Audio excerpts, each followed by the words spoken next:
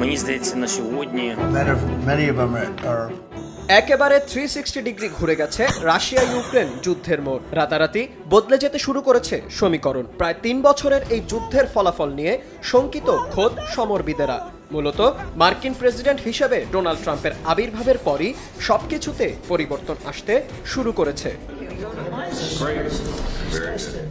তবে রিয়াদে যুক্তরাষ্ট্র রাশিয়া বৈঠকে যুদ্ধের অবসান নিয়ে আলোচনা শুরু করতে দল গঠনের বিষয়ে সম্মত হয়েছে। মঙ্গলবার রাশিয়ার পররাষ্ট্রমন্ত্রী সের্গেই ল্যাভরভ রিয়াদে যুক্তরাষ্ট্রের পররাষ্ট্রমন্ত্রী মার্কো রুবিওর সঙ্গে সাক্ষাৎ করেন। যুদ্ধ শুরুর পর এটিই ছিল দুই দেশের মধ্যে প্রথম পর্যায়ের সরাসরি বৈঠক।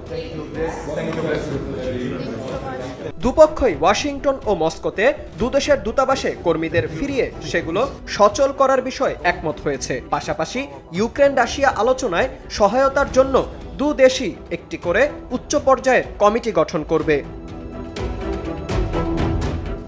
প্রায় 3 বছর ধরে ইউক্রেন যুদ্ধ চলছে। এই সময়ের মধ্যে এবার প্রথমবারের মতো যুদ্ধবন্ধে আলোচনায় বসলো ওয়াশিংটন ও মস্কো। তবে এই আলোচনায় ইউক্রেনকে যুক্ত করা হয়নি। আমন্ত্রণ পায়নি ইউরোপে ইউক্রেনের মিত্র দেশগুলো।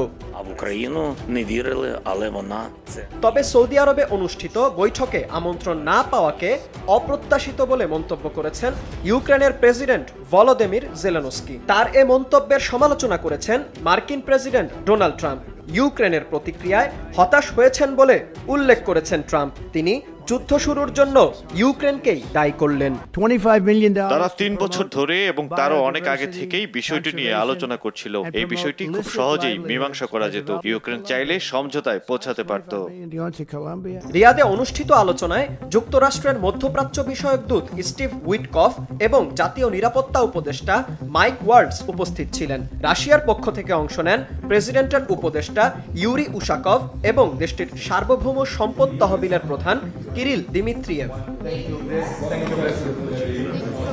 বৈঠকে মস্কো স্পষ্টভাবে জানিয়েছে যে কোনো শান্তি চুক্তির অধীনে ইউক্রেনে ন্যাটো দেশগুলোর শান্তিরক্ষী বাহিনী গ্রহণযোগ্য নয়। অন্য কোনো পতাকার অধীনে সশস্ত্র বাহিনীর উপস্থিতি কিছু পরিবর্তন করবে না। এটি অবশ্যই সম্পূর্ণ অগ্রহণযোগ্য। অন্যদিকে ল্যাভরভের বক্তব্য উপেক্ষা করে সেই ন্যাটোর ওপরই ভরসা করছেন ইউক্রেনের প্রেসিডেন্ট ভলোদিমির জেলেনস্কি। যুক্তরাষ্ট্র রাশিয়ার বৈঠকের পর বুধবার সংবাদ সম্মেলনে জেলেনস্কি জানান, পশ্চিমা অংশীদারদের কাছ থেকেই নিরাপত্তার নিশ্চয়তা পেতে চায় ইউক্রেন। আমরা চলতি বছরই নিরাপত্তার নিশ্চয়তা চাই, কারণ আমরা এবছরই যুদ্ধ শেষ করতে চাই। সংবাদ সম্মেলনে ইউক্রেনের প্রেসিডেন্ট পদ থেকে তাকে সরিয়ে দেওয়ার ষড়যন্ত্র কাজ করবে না বলে জানান জেলেনস্কি। তিনি দাবি করেন, রাশিয়ার তৈরি করা অপতথ্যের ফাঁদে আটকে পড়েছেন মার্কিন প্রেসিডেন্ট ডোনাল্ড ট্রাম্প। বিনয়ামিন, RTV।